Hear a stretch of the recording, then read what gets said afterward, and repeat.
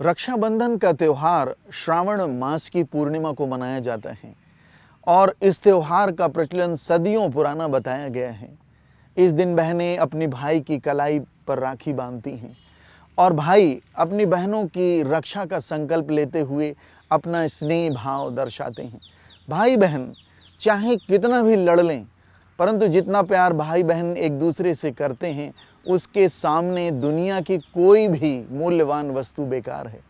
बचपन से बड़े होने तक और बाद में बहन की शादी के बाद अलग हो जाने पर भी बहन भाई का प्यार कम नहीं होता।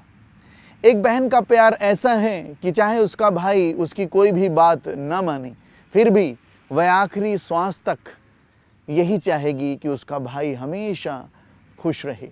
रक्षाबंधन भाई बहन के अटूट प्यार की निशानी है जिसे वर्षों से मनाया जा रहा है। भाई बहन के विश्वास को बनाए रखने वाला यह त्यौहार क्यों मनाया जाता है, इसके पीछे अनेक कहानियां हैं, जिसमें महाभारत की एक सुंदर कथा है।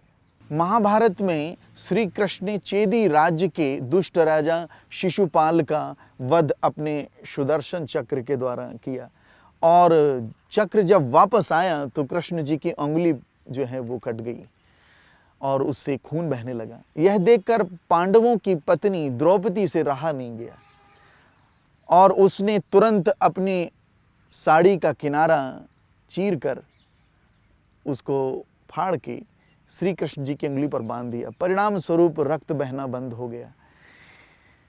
श्री कृष्ण ने भावुक होकर द्रौपदी को एक वचन दिया और कहा, बहन मैं इस बंधन की लाज रखूंगा और हमेशा अपनी बहन की रक्षा करूंगा। दिया दंड श्री कृष्ण ने किया खंड अभिमान, आंचल चीरे द्रौपदी बांध रही भगवान, बांध रही भगवान।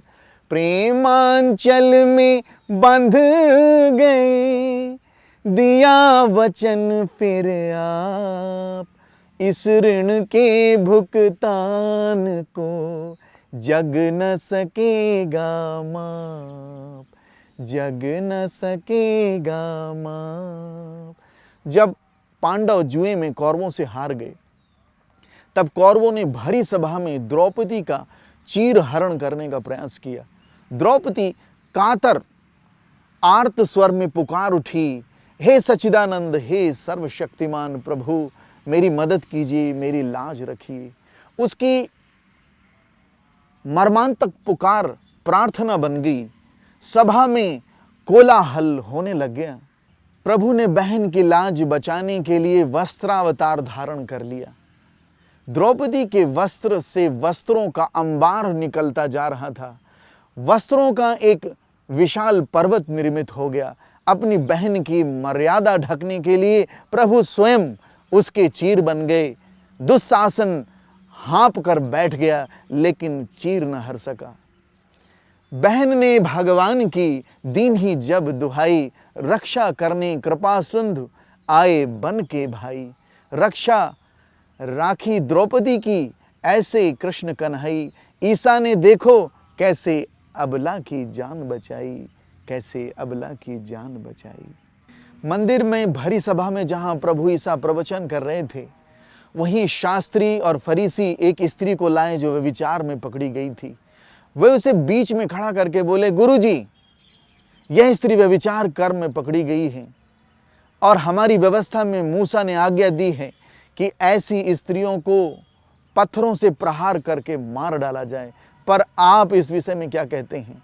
उनकी बात प्रभु ईसा सुन रहे थे और उन्होंने अंगुली से भूमि पर लिखने का प्रयास किया। वो कुछ लिखने लग गए, पर जब वे लोग उनसे शोर मचा मचा कर बार बार पूछने लगे कि आप क्या कहते हैं इस विषय में, तब ईसा ने अपना सर उठाकर कहा, तुम में जो भी निष्पाप हो, जिसने कभी भी कोई पाप या गलती न की हो, वो पहला पत्थर उठाकर इस स्त्री को मारे।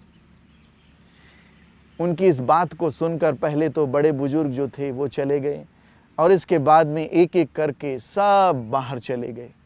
केवल प्रभु ईसा और वो स्त्री जो हैं, जो बीच में खड़ी थी, रह गई। प्रभु ईसा ने सिर उठाकर उस स्त्री से पूछा, बहन बहन, वे लोग कहाँ हैं? क्या किसी ने तुझे दंड नहीं दिया? उस स्त्री ने कहा, नहीं प्रभु, किसी ने नहीं। तो ईसा बोले, जाओ बहन, मैं भी तुम्हें दंड नहीं देता, अब से अच्छा जीवन जियो और ऐसा ना करना। किया मुक्त शरणागत को, दिया अभय वरदान, पाप क्षमा कर आपने वापस दिया सम्मान, वापस दिया सम्मान। श्री कृष्ण ने चीर हरण के समय द्रौपदी की लाज रखी और ईसा ने भाई के रूप में इस नारी की रक्षा की। आज हम कहाँ खड़े हैं? हमारी बहुत सी बहनें हैं जो निसहाय हैं, उनको हमारी ज़रूरत है। सड़कों पर, बसों में, ट्रेनों में हमारी बहनों को, हम भाइयों की ज़रूरत है। वहाँ पर ईश्वर आपके द्वारा कार्य करें। आइए हमारी अपनी बहनों की जो बाहर हैं, उनकी रक्षा का हम संकल्प लें और राखी के त्यौहार को सुंदर और सार्थक बनाएं। Wish you a very happy Rakhi. तथास्तु।